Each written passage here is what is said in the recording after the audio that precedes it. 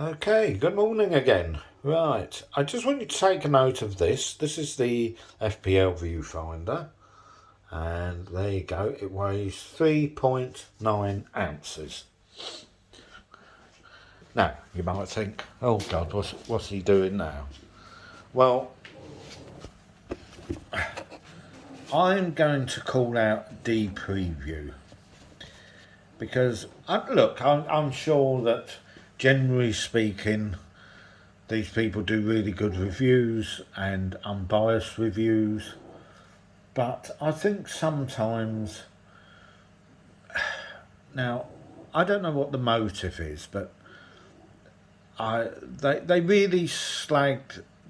In fact, they never even did a review on the FP, which he will admit in this video. Then they did this first impressions review of the FPL.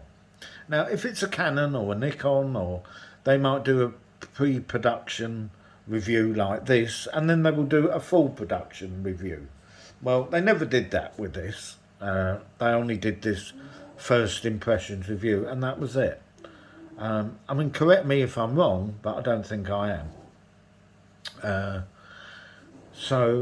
And I'm just calling bullshit on a lot of what they talk about when it comes to these reviews.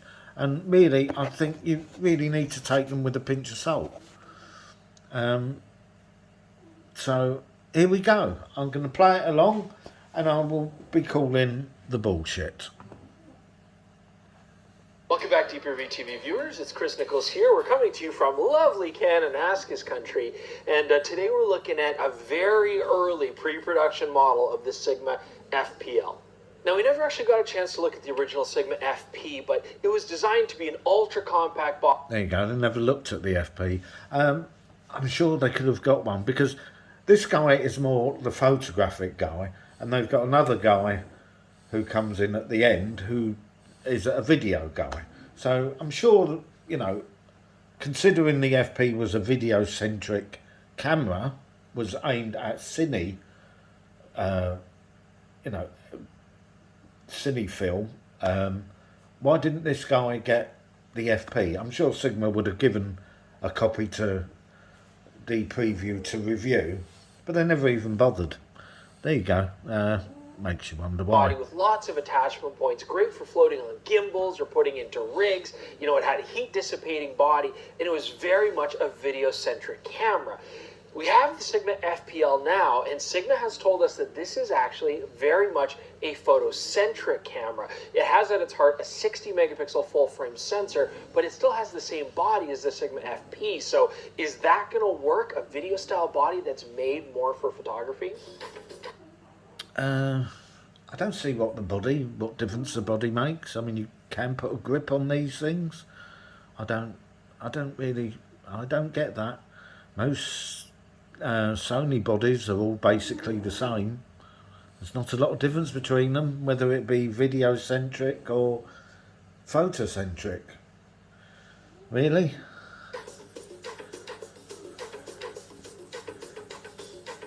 Right, I'm going to miss this bit because this is rather boring. Now, this is doesn't rotate. Right, now this is where we get to the juicy bit. This is where it gets fun. This is bullshit on the highest level. In fact, this is amusing. This is so stupid, it's actually funny. Really like having it because the back panel, although an excellent, well over 2 million dot 3.2 inch back panel with touchscreen interface, doesn't rotate at all. And I mean, I'm doing a lot of landscapes out here, a lot of tripod work, and I really like having the ability to shoot waist level or get low to the ground for. Well, I'd agree with him there. I would have preferred a tilt screen, but the EVF does tilt up. So if you're doing, anything landscapey, that's going to be fine. It's going to work pretty well for you. And again, it's a camera no camera has everything that you want or does everything you want. Every camera will have its. Will be lacking something. Otherwise, there'd be no point in producing more and more cameras. There's ways around these things. It's not a big deal. Low angles, and I'm largely then going to depend on having an EVF that can do this. Now, the EVF unit, as far as the balance of the camera goes, it is actually really nice to use, but it does pull the camera down on the left side. It puts... No, I've got to let's listen. Just listen to this again. Listen to this again. This is hilarious. I've never heard so much bull. The EVF unit, as far as the balance of the camera goes, it is actually really nice to use, but it does pull the camera down on the left side. It puts a lot of... It pulls the camera down. Now, I showed you at the beginning of this video how much that thing weighs. 3.9 ounces. How does that pull any camera down? It weighs next to nothing. It is so light. I mean, that is bullshit. Now, he is lying. He is lying. There isn't one other person on this planet that would put that EVF on the FPL and say that pulls the camera down. This is not just blatant bullshit. It's a blatant lie. And I will call him out on that. It is a lie. Because he is not feeling that heavy unless he is some kind of super weakling. Bullshit. In the highest possible terms. Over here, I love that it keeps my eye nice and far away from the camera, but holding the grip, I feel like this constantly wants to fall to the left. I feel like it's... Holding the grip, he hasn't got a grip on it. And if he did have a grip on it, it would feel a lot better. Slipping, and I have to really clamp on to make sure it's safe. And I mean, look, talk about fucking should be on the stage. You put a heavy lens on any camera, it's going to weigh it down, isn't it? It doesn't matter what camera you have. You know, if you put a 4 pound lens on a ½ pound camera body, whether it be Sony, Canon, Nikon, whatever, the same thing's going to happen. Bullshit. I'm using a relatively lightweight 20 to 60. If I put a 24 to 70 or 70 to 200 lens on here, it really is unbalanced. Now, being an ultra compact body, we don't have a lot of space for dials and buttons. I do like that we have a separate selector for cine or still mode. That's nice. And we've got our mode button down here in an odd place if I want to change from aperture power. Mode dial in an odd place. Why is it an odd place? Why is it on a place? It's not a normal DLSR style body, so they've put it somewhere, and it doesn't matter what camera. You could say any button's in an odd place. You just get used to where the buttons are. That's just part and parcel of any camera. It's not odd. Shutter priority, and so on and so forth. I've got 2 dials here. The front dial I actually find really nice. It's large and it's easy to use, and that's good because you have to depend on it.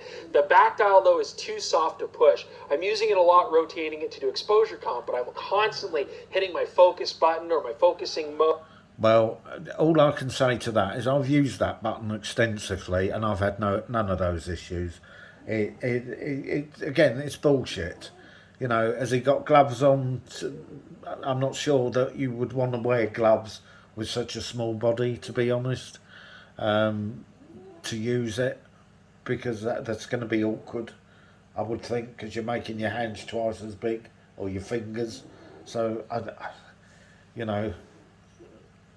never had that issue. That button, I think the original FP, people did have trouble with that button. It wasn't as tight on the fitting, and if you have an FP, you can actually send it off to Sigma to get it. They improve the button on the FPL, so you can actually, if you've got an FP, even today, you can send it off to Sigma and get that button changed. And I can't compare it, but apparently the FPL is, and I've had no issues with it whatsoever. So again, I think he's bullshitting. He's just, get used to how a button works. It's not difficult. Rubbish. And that's getting a little annoying. Now, lastly, I want to talk about the quick select menu.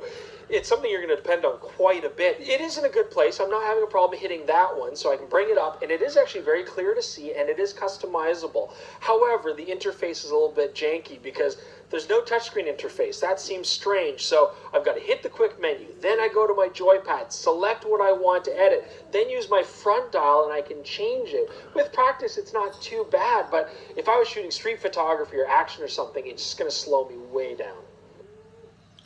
Well, it's not an action camera, and you know, it's not made for action photography.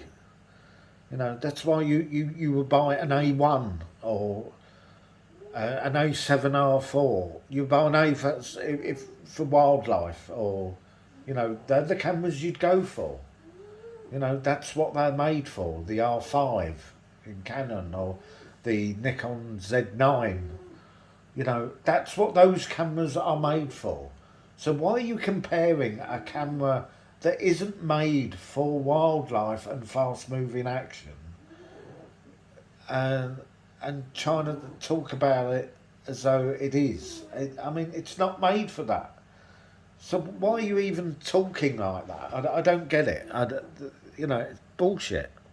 Now, I do want to talk about the EVF. Now, it's not necessarily specific to the FPL, but it's being released at the same time as the FPL. And this will actually work on the Sigma FP with a firmware update. Now, the FP had an optical loop that you could get. This, of course, takes it to the next level, having an EVF. It's 3.69 million dots. Okay, I'm going to call it out there. It does take a little bit of finagling to attach onto the camera. You get the gist. I'm not going to go through the whole video. You get the gist of it. But what I would suggest, if you want to know, I'm going to just start this one. Has tested on, and I understand why. Those have been.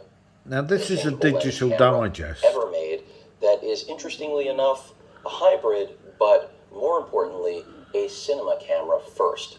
So if you're thinking about, you know, red cameras, black magic, this is right in there. It gives you the ability to capture 12-bit raw DNG video. Of course, that video will have to be captured via the Type-C port to an NVMe drive, like the Sabrent 1 terabyte that I have here. Now, Sigma does specifically point to using Samsung T5 drives. I do have those in-house. I tested it with that as well. Sigma specifically says to use it with those, and I think it's because as far as compatibility goes, that is really what Sigma has tested on, and I understand why. Those have been around for a while. These Sabrent Nano drives, not as long. But this does function. Whether or not it's going to work for you is... Okay, I'm going to stop that there because I'm sure you don't want to listen to the whole video. It's 23 minutes long. But this guy actually tells you what this camera is all about. It's a more balanced view. It's who it's aimed at from video point of view, and this is a much better balanced view of the camera. And you know, so there are the balanced views and there's completely unbalanced views, and I just think it's just blatant lies, to be honest. As I say, and there's Gerald Undone was another one, which I'm not even going to play. I mean, he just trashes the camera ridiculously.